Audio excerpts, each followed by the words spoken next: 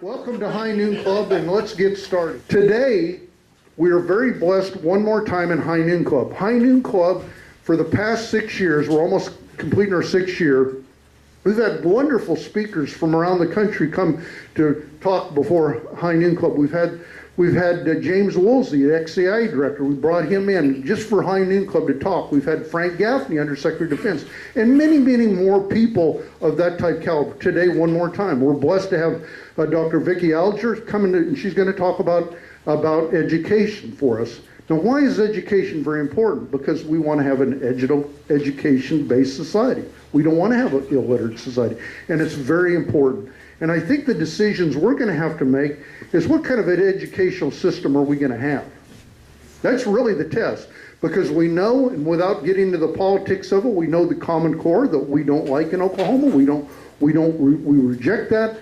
To me, it's always been Common Core is nothing but Obamacare for education. So we reject that. So I think the parent has to be very involved, and not only the parent, the grandparent, and the neighbors or whatever. Because in Oklahoma, we have what I consider a surplus of school districts that we're educating children. We've got 3.8 million people in Oklahoma today. We have over 500 school districts or whatever. So we're going to have to make some certain kind of choices with some of these kind of things. And the reason for that is because it costs a lot of money. Most of our budget, the majority of our budget from the percentage side is based on education. It goes towards education, i.e. either Common Core or higher ed, one of the two. And then you got to also throw in that our not trade schools, what do you call them? Vocational training centers that we have. So the majority of our budget goes towards education in Oklahoma. So it's very important that we listen up, we pay attention, and we get involved at the Oklahoma State Capitol. That's our battlefield, the Oklahoma State Capitol. And we're very blessed to have different groups around the state working on different items. And in education specifically, we've got ROPE, Restore Oklahoma Public Education, one of the groups. We've got POE down in Norman working very diligently. We've got some other groups around the state working on public education. So again, what I would like to do is if Brandon Dutcher from OCPA, which I sincerely appreciate him, providing our speaker for today, if Brandon would not mind introducing our guest speaker today, I would certainly appreciate it. Thanks, everybody. Round of applause for Brandon Dutcher, OCPA. Thank you. It's very appropriate that you said don't quit. I've been working on parental choice in education for 20 years, and I haven't quit, and I tell people I'm not going to quit. And we have made progress, and we're going to continue to make progress. People are against it, and I give them the line that Cale Gundy said to Adrian Peterson when he was recruiting him out of high school. He said, "We're going to win with you or without you. It'd just be great to have you on our team." And that's sort of the attitude I have towards parental choice. We will eventually have full-scale parental choice in this state where parents can pick wherever they want their kids to go. Public, private, charter, doesn't matter. And to that end, we have a terrific speaker today, Vicki Alger. Some of you may have heard her on the radio this morning with my colleague Trent England on the Eagle. You may have seen her in the Wall Street Journal last week or 2 weeks ago. She had a great piece. She's working on a book on the U.S. Department of Education, which will be out in the fall. She is a fellow at the Independent Institute in San Francisco, or Oakland, and also a fellow at the Independent Women's Forum. Very accomplished author, researcher, writer. You're really going to enjoy her message this morning, and I'm happy to be able to help bring her here. So Vicki, please come speak to us.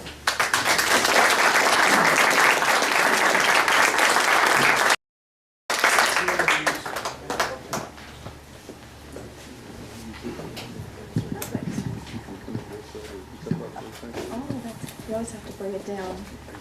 Height challenged. Here we go. Can everybody hear me all right? Wonderful. Well, Brandon, thank you very much for that gracious introduction, and I'd like to thank Bob for inviting me, and thank you so much to the High Noon Club for having me. It's a real pleasure to be in Oklahoma, and I have to tell you, I am actually from Arizona, and before I begin, I want to say thank you, because our legislature just came in session last month, and the first education bill to drop was opting out of Common Core. And the bill that I said, a lot of states have done it, but when I'm working with legislators, I said, the bill you have to look at is Oklahoma's. You are no nonsense, you did it right. So thank you for your work, because it's not just helping families and children in Oklahoma, you're a model for states all across the country. So thank you for that. And it's such a pleasure to be here in Oklahoma City again. It's been a few years, and it's always great to be back here. I'm also very pleased to be a Speakers Bureau member of the Friedman Foundation for Educational Choice. It's the legacy foundation of Milton Friedman. We'll recall back in 1955, 60 years ago now, Milton Friedman had a really radical idea. He said that just because we fund public schools through government doesn't mean that politicians know how to run schools or what education is best for other people's children. No, it's true. And he said that to improve American education for all children, Friedman argued that we have to let parents decide what schools are best for their children, free schools to innovate, and let public funding follow students to their parents' chosen schools for them. Now, being here at the H&H gun range is actually very special for me. I and my husband, who's able to be here today, had one of our first dates at the Ben Avery shooting range in Phoenix. And I've been to shooting ranges before, but I am plagued with this terrible startle reflex, something my 4 stepsons have, tease me about all the time. They sneak up and, like to hear mom scream. So there I am at the gun range, a little nervous, but my husband, I'm very proud to say, is a lieutenant commander in the U.S. Navy and a veteran of 2 wars. So I had a really great teacher. But wouldn't you know, there we are, all set, went through the safety training. What's going on either side of me? I have one man with a Mauser over here, another man with a 30-06, and boom! So it took me a little while to just get acclimated and calm down and take a breath. But once I realized that all the noise I was hearing, not to mention the M4 like farther down the shooting line, what I realized is it's just noise. It's not going to hurt us. There's nothing wrong. And it's a good analogy for the parental choice debates that we hear. You're going to hear a lot of noise. It's going to seem scary at first, but there's really no there. So you just focus, keep your eyes on the target, and shoot. And what's that target? Absolutely, keep squeezing. What's the target?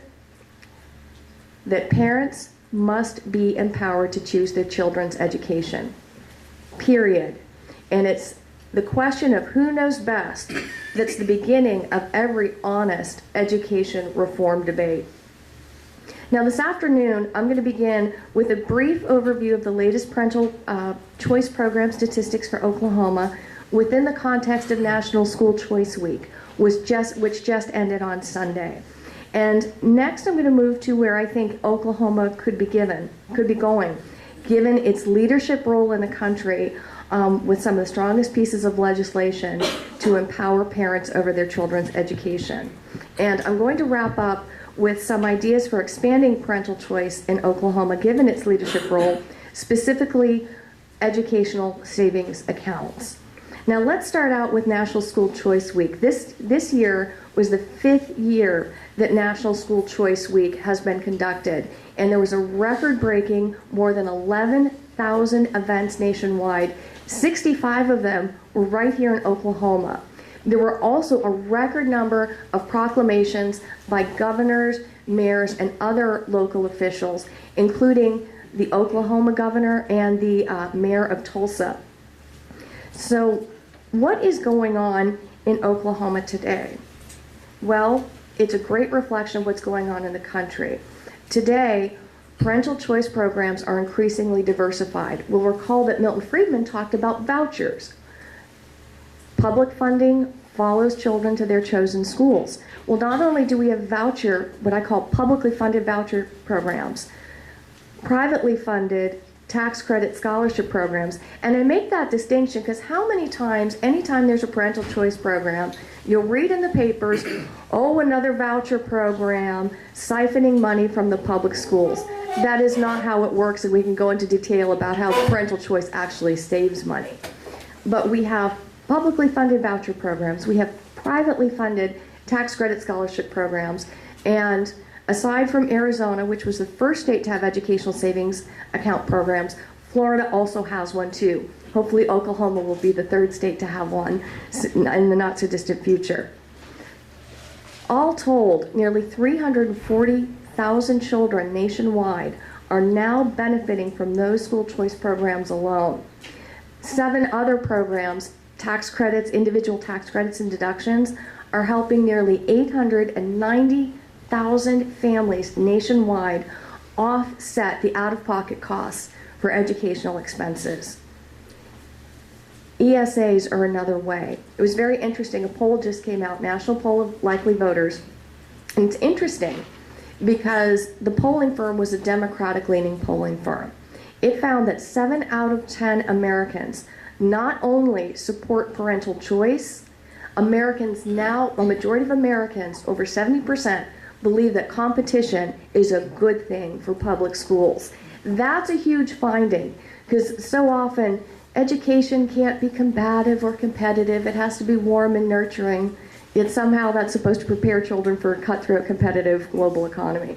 That never made any sense to me. But those findings actually mirror a poll done in Oklahoma last year, which found that overwhelmingly Oklahoma voters support parental choice, specifically vouchers, tax credit scholarship programs, and a majority of Oklahomans support educational savings accounts. So that is great news. You've got the momentum, and I think you should do very well this legislative session. So what are the numbers for Oklahoma? Well, your two massive programs are doing incredibly well. First, the Lindsay Nicole Henry Voucher Scholarship Program for Special Needs Children. 300 children are now benefiting from that program. And importantly, the growth in just the past year, 75% increase in the number of participants.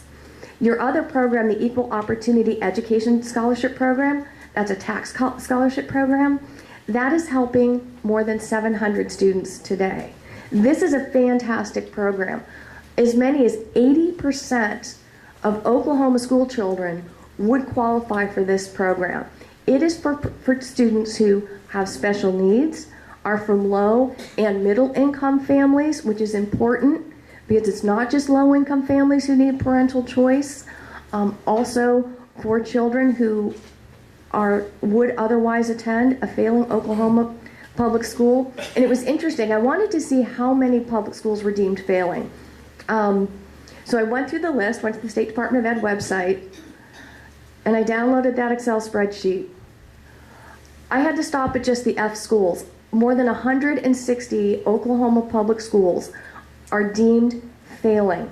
I didn't bother going through the D schools. It was too much. So this is an incredible program that's helping so many children. It's also one of the most generous programs because children can get scholarships worth up to 80% of what the state would spend to send them to a public school. That is a great start. ESAs are going to take that and make the system even more competitive. So let's see how ESAs would work. ESAs, it's a very simple concept, like health savings accounts. Essentially, any parent, and the Arizona programs and the Florida programs are similar. There are some differences, but this is the basic concept. Essentially, any parent who for whatever reason does not prefer a public education for their child simply informs the state education agency, signs a contract promising not to enroll their child for the upcoming school year, and the state deposits 90% of what it otherwise would have spent to educate that child into a designated savings account. It's a private bank account. Parents simply get a debit card. That's it. And with that debit card, they go out and they purchase the educational services that they think are best for their children. What educational services? Private school tuition, textbooks, online courses, homeschooling curricula, tutoring, advanced placement courses. And the great thing about this program too is that any leftover funds stay in that child's account and can be used for future education expenses such as college. So you now have parents who have money in their hands and can go out shopping.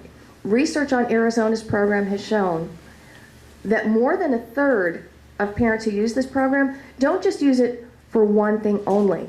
Parents are buying private school tuition, plus they're getting online courses, they're getting specialized tutoring.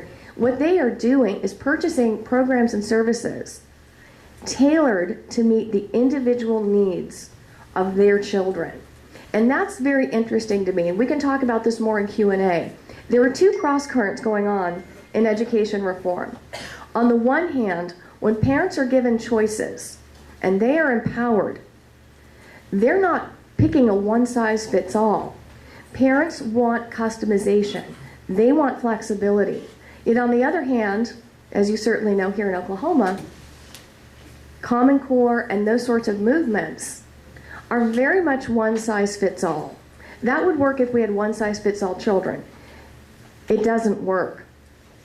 So what's happening in a state like Arizona with all this parental choice? We were the first state to have tax credit scholarship programs. We have 4 of them.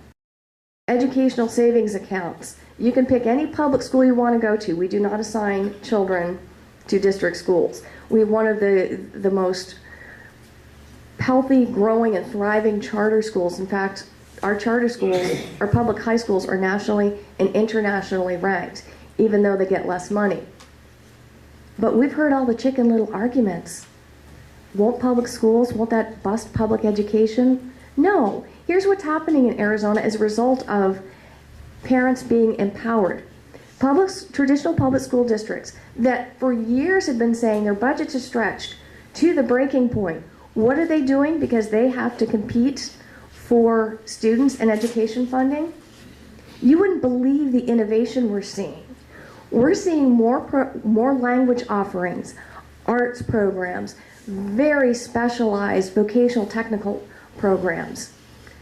All of this sort of specialization, because they have to work harder, make every dollar go farther to attract and keep students, because competition is not a one-way street, and that competition affects all schools, public schools, private schools, home schools, everything. But with something like educational savings accounts, right now, for political reasons, with these parental choice programs, and you know this as well as I do, the way opponents try and limit it is by limiting student eligibility. What Arizona has done is consistently year after year, we expand eligibility. Right now, any child with special needs, any child who's a military dependent, any child who is in or would be assigned to a failing public school is now eligible to have an educational savings account. One of the first bills to drop this session was to expand it even further, to allow children who are being raised by their grandparents to have an educational savings account. But I say we could expand it even more. Why shouldn't children who are in unsafe schools be eligible for an ESA? The way it works now, the headlines are heartbreaking. The children are in schools that are not safe for them. They are bullied, or heaven forbid, they become victims at the hands of their teachers or other students. You shouldn't have to wait years at a time. Under the current No Child Left Behind law, children do have an unsafe school option. Guess how many, but the definition, to reach the definition of an unsafe school, guess how many unsafe schools there are under that definition nationwide in any given year? Less than 50. So parents are stuck. We can't have bureaucratic sorts of definitions. If a parent believes a school is not safe, that parent should be able to move their child now, not years from now. So we should expand ESAs to children who are in unsafe schools. What about English language learners? It just makes me crazy that children year after year after year are in public schools and they can't speak English. And that's not just English language learners. How many children, you speak English, how are you getting a D in English? You're not proficient. Any child who is not proficient in the basics, boom, you have a proficiency passport ESA. What about preschool? That's going to be one of the biggest pushes. And it makes sense that start children off strong and they just go farther. Government preschool has never been shown to have an effect, a positive one that is. Have an ESA for preschool children. Why run it through a program? What about children in overcrowded schools? Give them an ESA. And where I'm going with this is that ideally, ESA should be the way we fund all of education, not just state funding, not just local funding, not just federal funding. Education dollars should not be flowing through state or school district bureaucracies. They should fund individual children. And what I like about that is all schools, all education programs would have to compete for students that have to get the job done in order to get their funding. Over time, and I don't think I'm being too optimistic, because you look at how this could work in higher education, and great education economists like Richard Vedder from the University of Ohio has said that within 3 years, schools would be behaving differently. With ESAs, parents get used to we become price sensitive again. We're paying, I'm going to pay for this school. If your child is really great in sports, all right, you can pay for that because you're going to have the great stadia or fields or swimming pools or what have you. That's okay. But you're going to pay more for that compared to parents who, my kids can play at the park. They're just not into sports like that. Parents are going to become much savvier. They're going to start saving for money, so they're going to start paying for schools that get results, that direct resources to the classroom, namely their teachers, and paying teachers competitive salaries, instead of paying all this money, this non-instructional funding, for the 8th assistant superintendent for administrative streamlining. Dollars will go where they should go. What I also like about this is that we hear a lot about accountability. We hear a lot about excellence. Well, let me tell you, in such a competitive climate, schools would pay a real price for gaming their test results. Politicians would not be able to pull the statistical shenanigans they do behind closed doors with, wow, everybody's passing. Look at how we keep getting our funding. More children are passing. But it's really dubious whether or not children are actually learning. That couldn't happen. The incentive structure is wrong when parents are empowered. Schools either get real results or they're going to lose students and funding to schools that do. Now, this scenario, in my opinion, where all funding goes to children, where parents are in the driver's seat, is where you get real excellence and real accountability. And this is where I'd like to take just sort of a 50,000-foot view based on findings from the book I'm finishing up on the history of the U.S. Department of Education. It's really mind-numbing to me how we have been here before with the accountability and excellence movements, and I'm not just talking about No Child Left Behind 10 years ago. We've been here since 1965. Whether we're talking about the LBJ administration, whether we're talking about in the 1990s with the Bush 1/Clinton administration, Goals 2000, whether we're talking about the Bush 2 administration, No Child Left Behind. Remember all the promises we heard? Way back in LBJ's administration, Right to Read program. By 1984, we will eliminate illiteracy. Flash forward to Goals 2000. By the year 2000, our high school graduation rates are going to be over 90%. We're going to be first in the world in math and science. And last year, 100% of American school children are going to be proficient in reading and math. Want to know what the results were? Let's review, shall we? 1984, we're supposed to eliminate illiteracy. 38% of 17-year-olds in 1984 would be deemed literate. By the way, that 38% was actually lower than when that program started in the 60s. By the way, guess what the proficiency rate is among 17-year-olds today? 39%. It's still, the only thing that's changed is we're paying more for the same mediocre results. Oh, let's flash forward to 2000. A 90% plus graduation rate. How about 69%? We spent all that money, we're 69. And then in international tests, we were 20th in math and 15th in math and 20th place in science. Guess which country consistently spends the most on education, K-12 education? US. We do. I think there was one year Liechtenstein spent a few more euros than we did, but that's on the whole we spend the most. And last year, 100% proficiency in reading and math across grade levels tested. We never broke the 40%, and when I say proficient, I mean proficient or above. We never broke the 40% mark. Now, what does this mean? Does this mean American kids just aren't that bright? We just can't learn. Doesn't make any sense when you look what an economic powerhouse we have. Does it mean our teachers are no good? They can't do anything? No. Here's what I think the problem is. Every 10 years, it's politics. The bottom line is it's politics. Every 10 years or so, a new administration comes into Washington, D.C. with the latest, greatest fix for education. There are no silver bullets in education. There is no way, even if our president, even if members of Congress were all philosopher kings and queens, there is no possible way that they can know what's best for 55 million school children across the United States. But here's the practical result. We start with the new administration, and it takes about 10 years to get a new testing system, new standards, teach the teacher.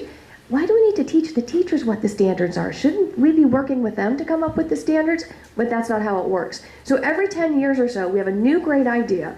Just as states finally get a new regime in place, there's a new administration, scrap it, go back to the drawing board. We have no evidence that it works. The results that we do have are not encouraging. What does work?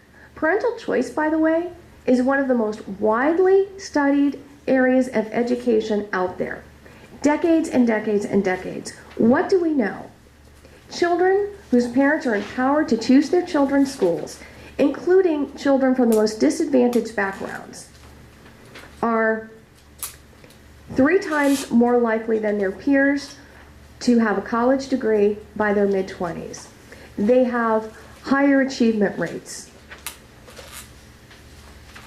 They do better in school, and public schools, because of the competition, actually improve without spending a penny more. Ultimately, the trouble is, with all of these so-called excellence agendas, is we keep going back and forth with the chaos, the upheaval, and the cost. How can you get anything done if you don't know it's going to be permanent? Parental choice is better because it puts the definition of excellence where it belongs, in the hands of parents. So what do? Let parents pick their own schools. Let schools compete for the best assessment system. This is how we as educators are going to prove to you how your children are doing. I frankly don't care what assessment you use. I really don't. I want it to be honest. I want to see where my child started and where he is today. And what steps do we take along the way?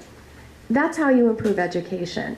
So essentially, parental choice is the answer, and I think ESAs, more so than any parental choice program that I have seen, because you get the empowerment plus the diversity, ESAs put the definition of excellence back in the hands of parents where it belongs, and I think that's the true path.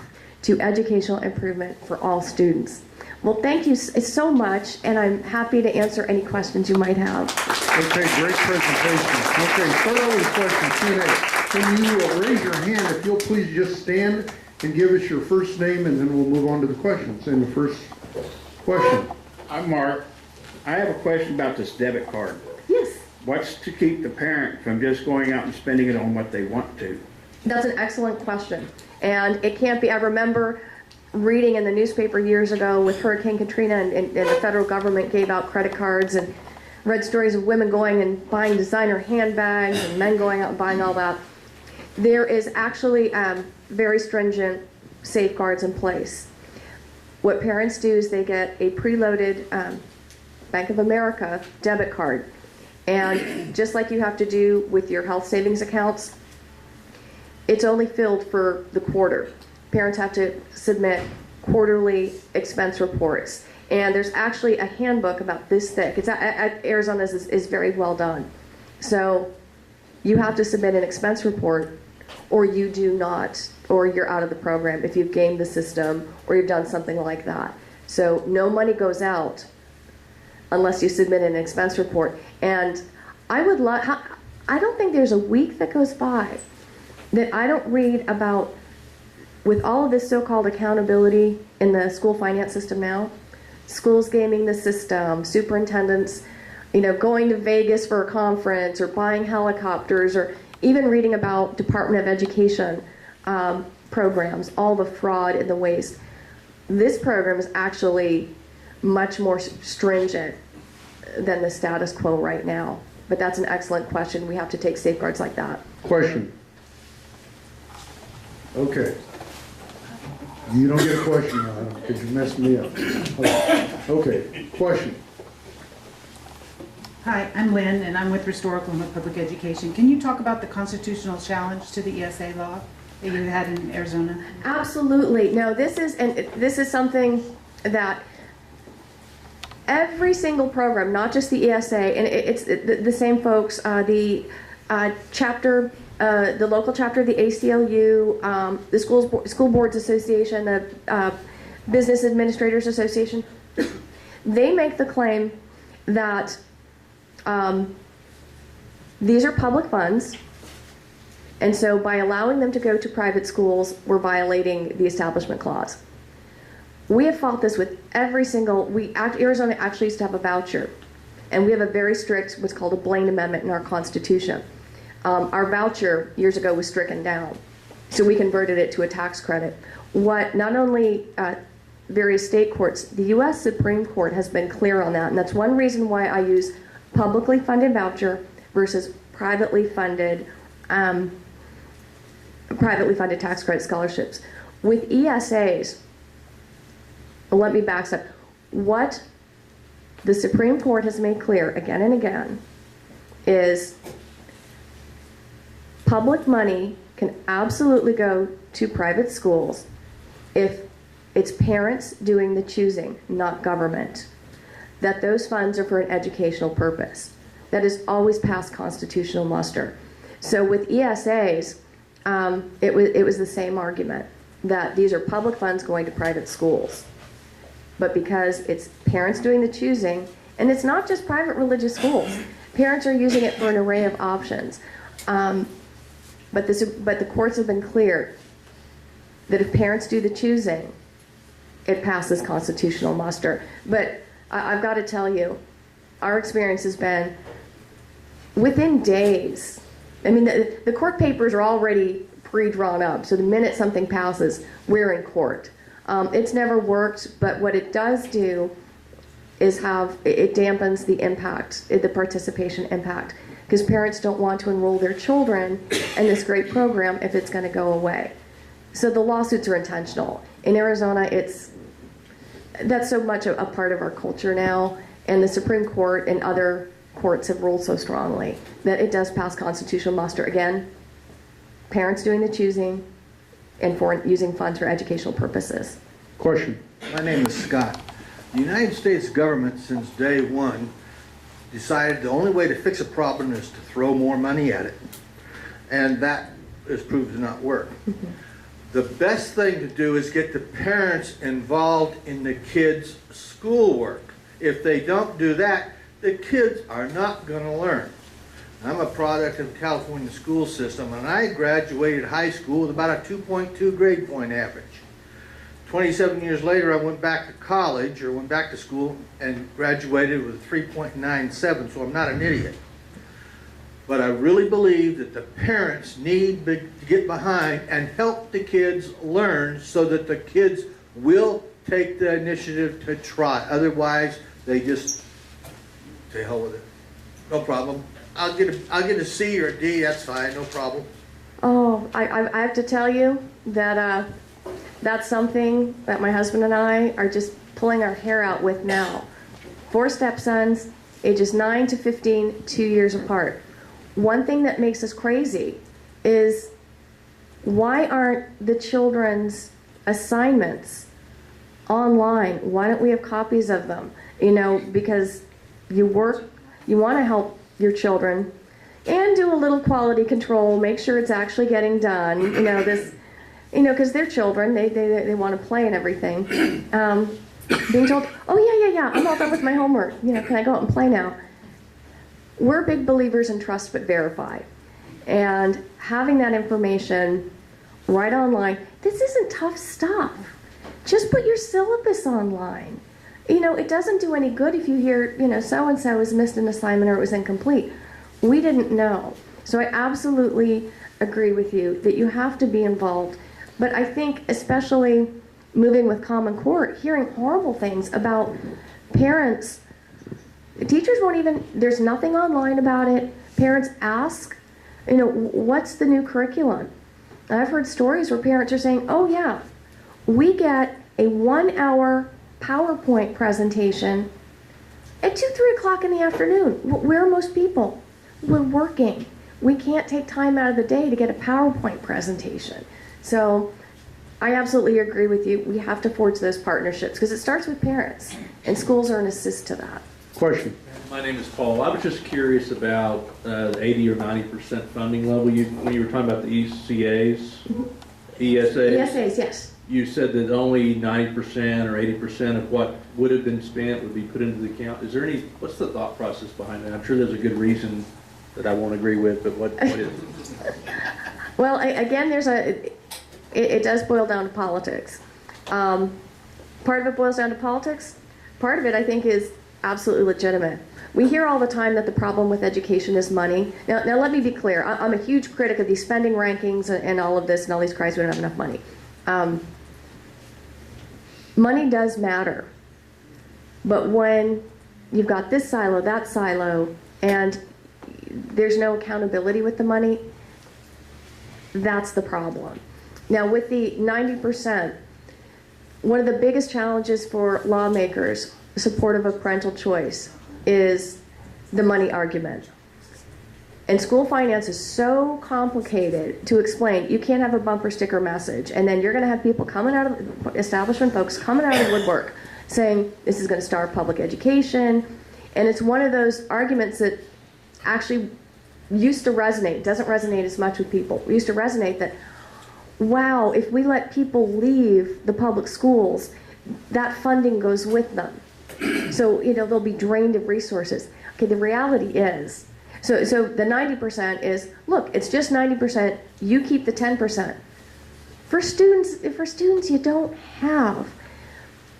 The reality, and I actually ran a quick back of the envelope fiscal impact for the Oklahoma City school district. And if just 10% of kids there were allowed to use an ESA at 90%, they would still have some 14 million left in state funding and another 43 million left in, you know, local and federal funding. So the 90% is to get that quick message. Listen, we're not taking all of it. And there's another powerful message. We parents can do more with less. And that's the thing. When you put the right people in charge of education resources, you get a lot of bang for your buck. Consider homeschooling families. The average cost per child for a homeschooling family, $600. You have recruiters from MIT, Harvard, some of the best colleges in the world coming after and recruiting those students because they do so well, even though their parents aren't certified teachers. Vicki, is that $500 or $600 per year for homeschool? I was really stunned. I was really stunned. Obviously, in New York, it might be a little more expensive, but very inexpensive comparatively. Hold on. Let's go here. Everybody will get an opportunity to ask questions. We've got a lot of people ask questions. Let's go right here. My name's Johnny, and I like what you're talking about, but the records show that 30-some% can read or whatever. Where are those 60-some% families now? Their parents. If they really care about that student, where are they now, and what would that mean? Where will it change if they're given this kind of will they really care enough to even do there? Because if they don't care now, who's going to care if it changes? You know. And that's an excellent question too. The thing is, for so many years, parents have become habituated to thinking it's somebody else's problem. Well, school choice is not a magic wand. There are some parents, they're just never going to do anything. They're just, wouldn't it be great? Everyone's involved, caring, active. It's not going to happen. However, it's kind of like, school choice is like voting. In any given election, maybe around 20 or 30% of all eligible, all people who can vote do vote. But look at the impact it has. Politicians behave as though everybody could vote. So politicians are more accountable. So even the majority of folks who don't are reaping the benefits of increased accountability because of the efforts of people who do. Same thing with, on average, will large majorities of parents necessarily use parental choice? No, it increases over time as people become accustomed to it. But what happens is schools, like the politicians, in my analogy, behave as though every parent could leave. And so you get that responsiveness, that student-centeredness, and that's where the competitive effects come in. So whether or not all parents use it, the fact that all parents can is a tide that lifts all boats. Question. My name is George. Are you familiar with the study that I think Louisiana has probably one of the strongest school choice voucher programs in the state, or in the United States? And they recently did a study looking at what parents use for their decision-making process. And it really didn't turn out to be the best performing school. It turned out to be who had the best cheerleaders, or who had what was closest to the home. And this is a recent study. So these parental choices are not necessarily being made best for one's kid, but maybe which school is closest to home, where I can get there. So it's like you said before, there is no one solution to improve education for kids. It's an extremely multifaceted issue. So vouchers, I don't care what it is not going to fix the deal. Maybe it's one little piece, but every time we take on education, we go focus on one thing, and we've got to get our arms around the whole program, and we've never done that. $500 per year per child for homeschool, I don't know where you're getting that, but my daughter homeschools, and I promise you it costs her more, maybe $3,000 a year. I mean, it's a huge expense because the curriculum is not cheap. All the books, all the support that goes with that, it is an expensive venture. So let me know who spent $500 so I can pass it on to my daughter so she can save some money, okay? That's great, thank you. Now I was struck by that figure as well. But even at $3,000, it's not the $30,000 that we're spending in Washington, D.C., where barely 1 out of 10 children come out of that system literate. Question. Hi, I'm Neil, and welcome. I'm recently from Arizona and a veteran of the United States Navy, and thanks for coming. I have a question. I had a granddaughter that I raised, and she was homeschooled, and it didn't cost us a dime. The system paid for her computer, all her books. I mean, you know, I've carried tons of books around. But anyway, the question I have is your knowledge of the BASIS charter program. Well, it turns out that Follow-up question. I was a very proud board member of BASIS schools for 8 years. Yes. Okay. The second question I have with the BASIS program is that they were given money from basically the school systems in the state, but annually they held a fundraiser, and the BASIS Chandler School that my granddaughter went to raised over $225,000 from the families to pay for teacher bonuses because of the quality of teachers they have. And I was just curious how you felt about that whole program. I think it's fantastic. It's a fantastic program. The BASIS charter school systems were founded by a husband and wife team, economists, who met in the Czech Republic when they were teaching at university over in Czech Republic. They moved back to the United States, and when they, with their first child, they were looking around at the public schools and the private schools. They said, this isn't going to work. None of these programs are good enough. So they decided to start their own school.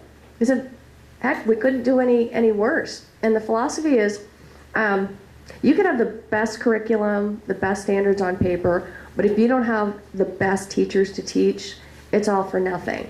And so BASIS is one of the nation's, and it's also internationally ranked charter schools. They serve middle and high school. And no, they don't cream students. Basically, the ideal BASIS student is a C student, CD student in a public school. These are kids who are just bored.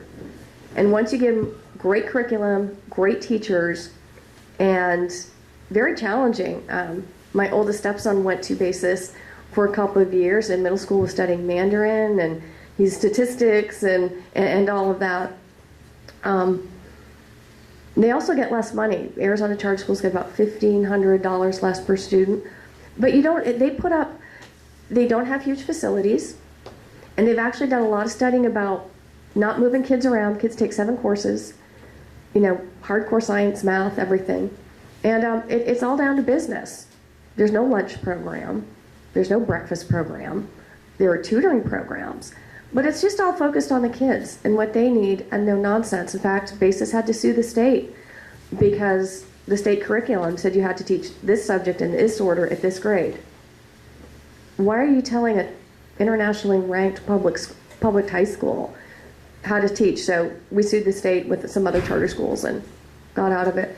Basically, focus on what matters, pay your teachers, and no, we don't have a lot of money. So to give our teachers bonuses, we have performance pay, get base pay, and we privately fundraise. So it brings the whole community together. Question. I'm Bree. I keep hearing the term parents. Parents. In those schools where there are parents that are participating, and parents means a mom and a dad. Deer Creek, 12% single parents, one of the highest performing school districts in the state. I was on the board and board chair for a period of time in the KIPP school.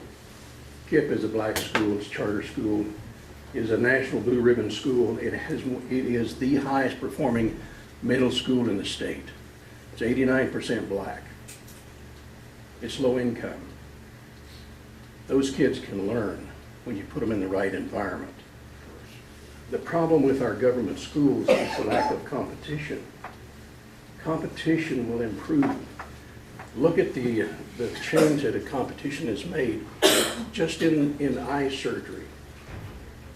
Think about how expensive it was initially to have your eyes corrected, vision. Now, how much does it cost? Competition is the answer to our school situation. It may not be just vouchers, but put the power in the people's hands, and they will see to it eventually that we get a good education system. But until such time as we have competition in our education system, we're not going to have anything but a mediocre education system, and that's tragic. There's a school, Britton Road Elementary School. I have a letter from a teacher there. It's 100% free and reduced lunch. They had 300 out of 550 kids that were out of school because of behavior systems. High turnover rate among teachers. Why? Because of student behavior, but also because of poor training of teachers. Until we change and have competition in our education system, we're not going to get an education for our kids that they should have. We stick, parents, have to go to these low-performing schools.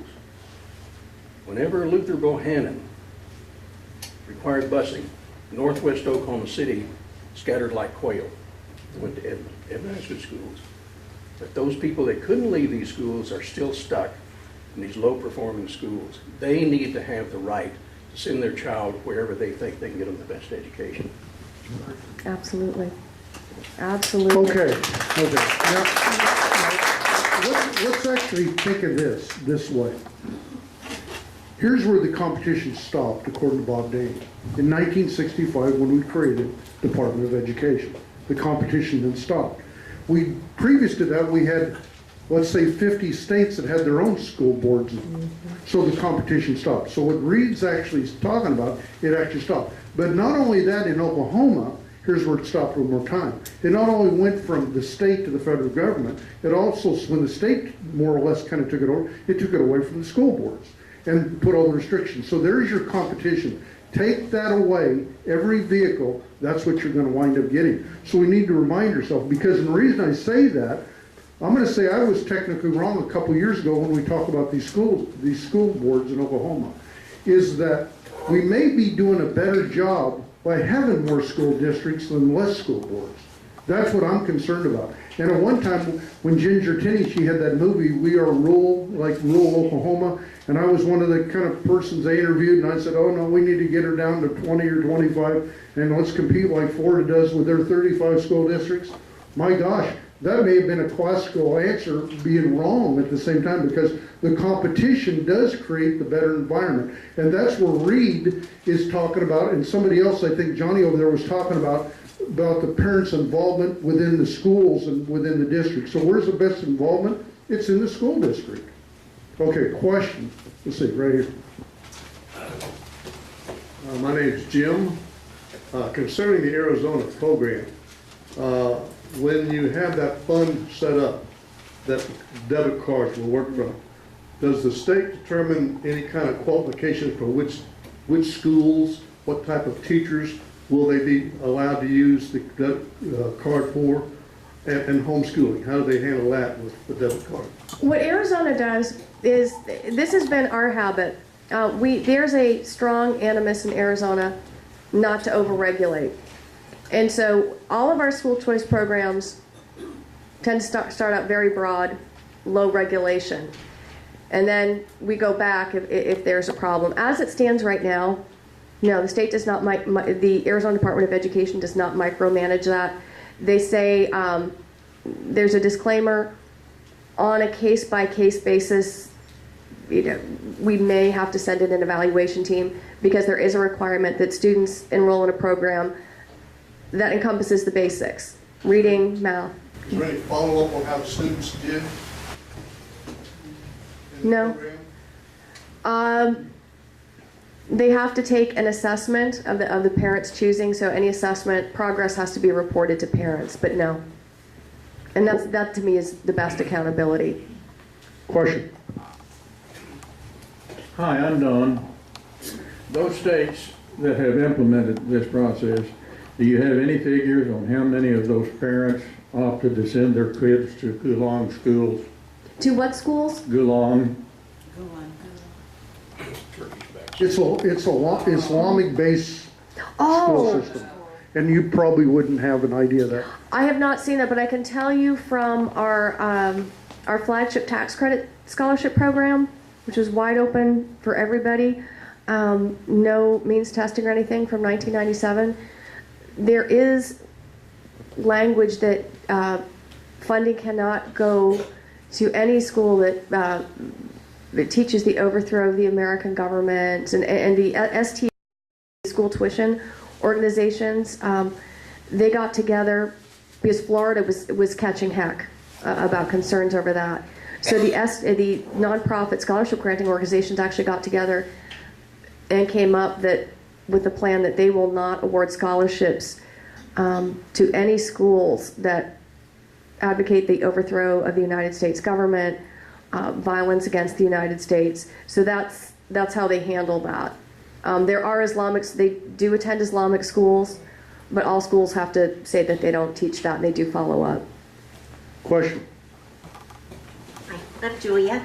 Have you had an opportunity to talk to Superintendent Hoffmeister or our school board? And No, not yet. I would be very happy to. What is the situation with your superintendent and the school board now? well, we have a brand new superintendent, and hopefully things will get better. But we have a governor appointed school board, so we're kind of at we don't know what could happen next. But I'm kind of wondering how you get cooperation when the public schools are so entrenched in you can't have any of our money kind of mindset, and they're even bringing along, training parents to go along with that thought. Mm-hmm. You know what I'm saying? Well, what we found, because we had that, not just Arizona, I would say it's fair to say that any state that's advancing parental choice is going to have a school board. And I have to tell you, it's so popular to think that parental choice is a partisan issue.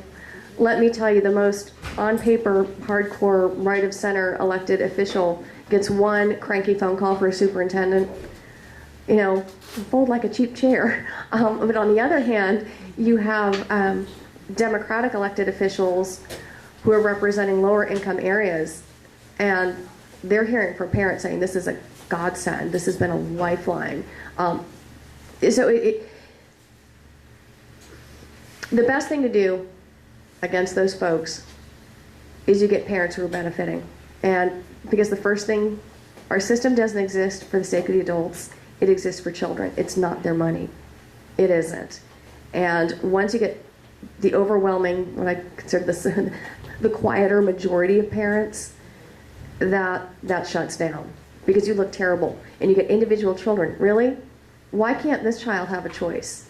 You got a choice. You're going to the school of your choice. That's what parental choice is.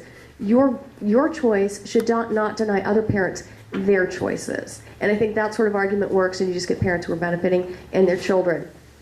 Because politicians can't stand up to that when you bring in a child in tears saying, why, I love my school, I love my teachers, I love my friends. Why can't I have this choice? Question? Hello, my name is Adam Pugh. Thanks so much for coming today. Let me think like a legislator. So if I'm a legislator and you come to me, and I support school choice, by the way, but I actually want the parent to have good choices, which I don't necessarily think has been addressed. So if you are a parent and you get this money, but A, you're not educated in what your options are, or you can't get into the school of your choice. There's a lot of schools like McGinnis or Cassidy, for instance, two good private Catholic schools that probably won't let your kid in if they're like a 9th grade transfer, and you almost have to start in kindergarten, and then you get into the system. So now you may either be stuck with poor choices, or you're a single, like I grew up in a single parent home. My mom worked 3 jobs. And what if your mom can't drive you to school halfway across the city? So maybe you can talk about not just educational choice or school choice, or maybe even Mr. Dutcher can talk about OCPA's efforts to give parents good choices. Because otherwise I think we are maybe fixing one problem and creating another. So perhaps you can discuss that. Certainly, and that's one of the questions, even among folks who are ardent parental choice supporters. The problem of the parent making bad choices. Well, I'm going to go back to my political philosophy days. People are going to make bad choices. We let people loose in grocery stores every single day. There are people in grocery stores right now buying sprinkles, which the FDA said is the new #1 threat to mankind. And I don't mean to make light of it, but you see where I'm saying. Well, I think maybe I phrased it wrong. Okay, hold on. We wanted this to be on the... I think it's more about you talked about, you were going through the list of F schools. And if you were looking at Oklahoma specific, there's a lot of failing schools. So we need to not just address the fact that parents have a choice, but there's some things wrong in the public education system that need to be fixed. And it's not just throwing money at it, but it's also not just taking money away from it and giving parents choice, other choices. There's got to be some sort of multifaceted approach to fixing education, not just public education, education, right. So I think that's not just the parents' responsibility, but also our responsibility as citizens who are involved and want to see our communities better, mostly in your local education system. We've got a lot of issues. I mean, we're failing. I mean, that's just what the statistics say across the country. And we can do better. And this is why I like is it going to be fixed overnight? No. And the choices some parents make, some parents like a back to basics approach. No nonsense. Learn the Latin, learn your multiplication tables. Other parents are going to want more of a Montessori holds. Which choice is bad? I think with parental choice and with competition, it truly is a tide that lifts all boats. Because if you have to compete, your choices are going, not only do you have more choices, there's more competition, and every type of school is looking at their competition and trying to do better. So over time, it's not going to happen overnight, but it's going to happen very quickly. I can tell you, I went to public schools and I went to private schools. There were no charter schools when I was in school. And I have to tell you, I look at what the suburban public school district is doing that I attended. I look at the private prep school where I attended, what they're doing. Each of them is offering more programs at a better cost, more diversified, more accountable, because accountability is now publicity. So the problem of the parent making a bad choice, good information, and in a competitive, let's face it, parents are making bad choices in education every day. Everybody's going to get better over time, and there's a better incentive to put out real information from which parents can make better informed decisions about their children. Question.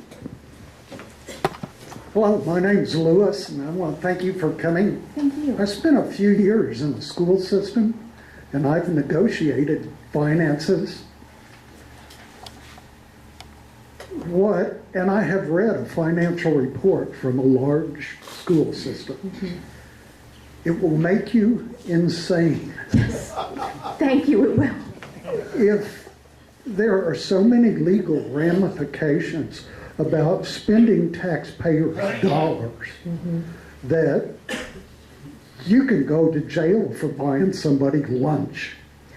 Now, what I want to know is this credit card system, is this going to be encumbered or unencumbered monies? And how are they going to function legally with spending a credit instead of an actual dollar? It is an actual dollar. The funds are put onto that debit card on a quarterly basis. So it's real dollars that they're spending. So say you got the real dollars and you're spending the real dollars.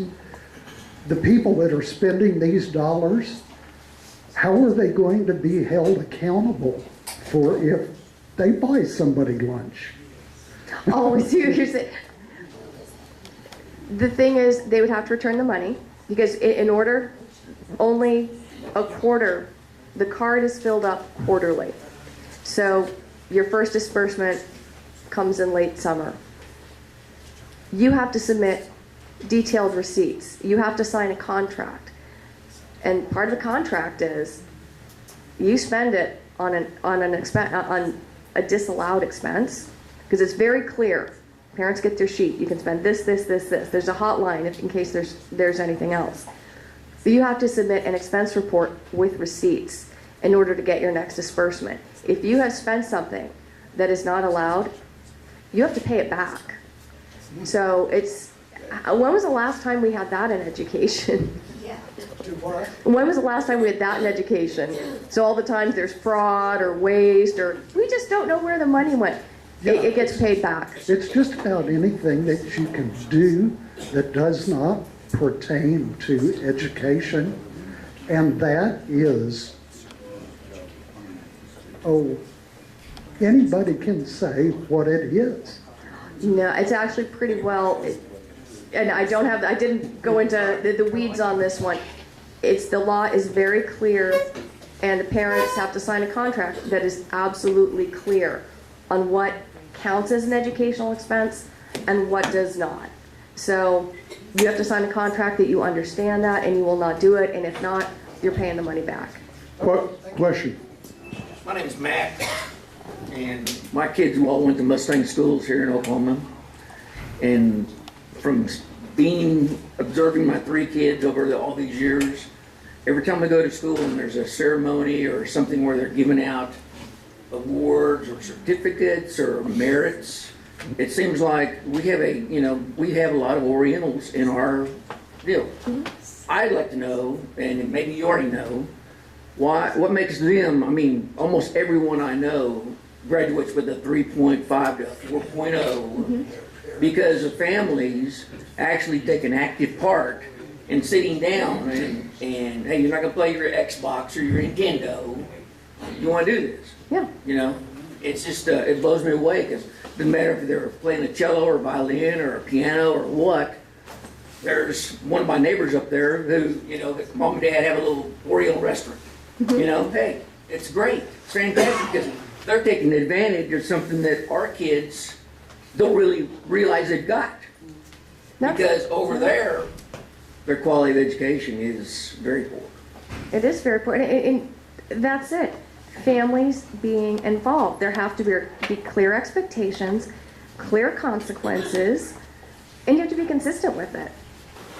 But no, there have to be options for anybody, and it's very interesting that once you get out of school, it's nice to see their awards actually based on something, because it's very interesting sometimes to see, one of the kiddos come home, I'm getting an award.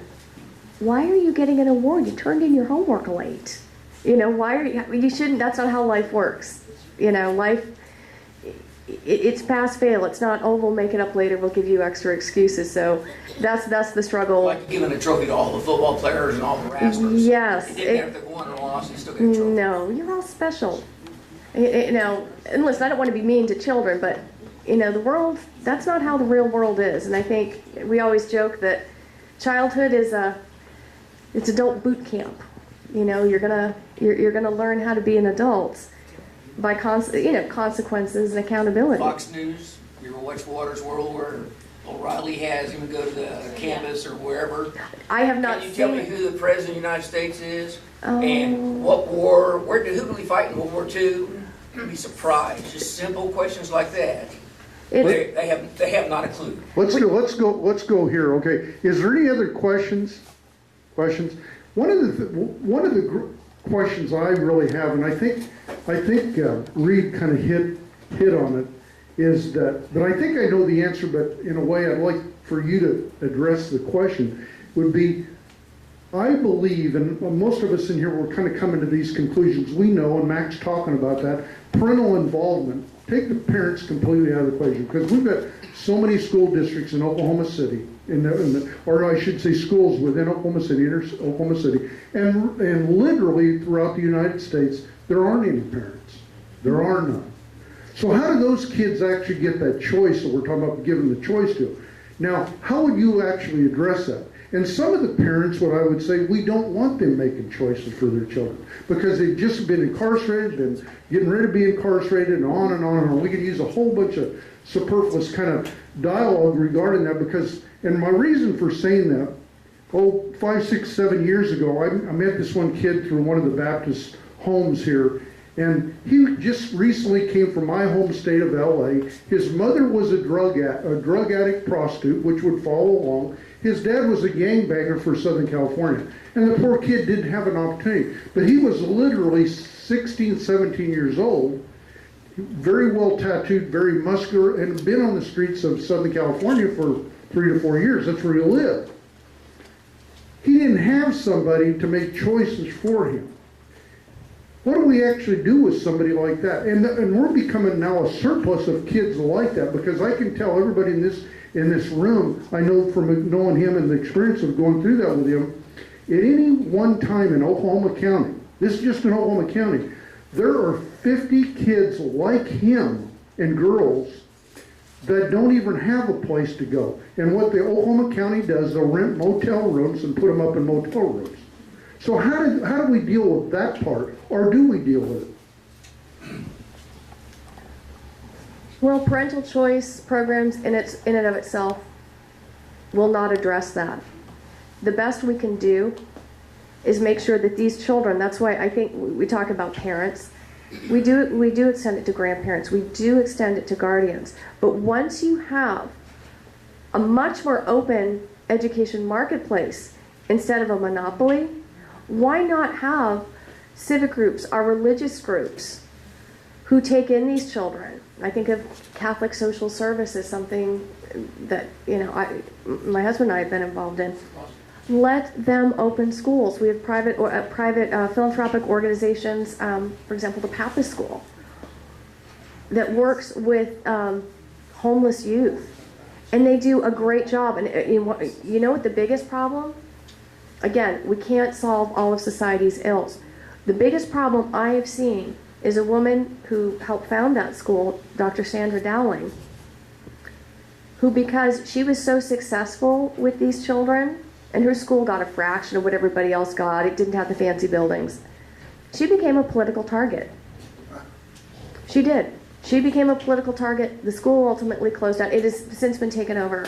But that's what happens. That's the biggest problem. But if we have more of an open marketplace where you can meet those community needs and let people become educators, and usually children who've been in those situations, they grow up and then they get involved and they found great schools too. Vicki, I think, Marie addressed the question. I proposed a question because I really kind of already had the answer to it, because I've worked through my mind. This is what happens at the state legislature. This exactly, they propose these goofy type questions that I propose to you that's an unanswerable theological question, the Apostle Paul would say.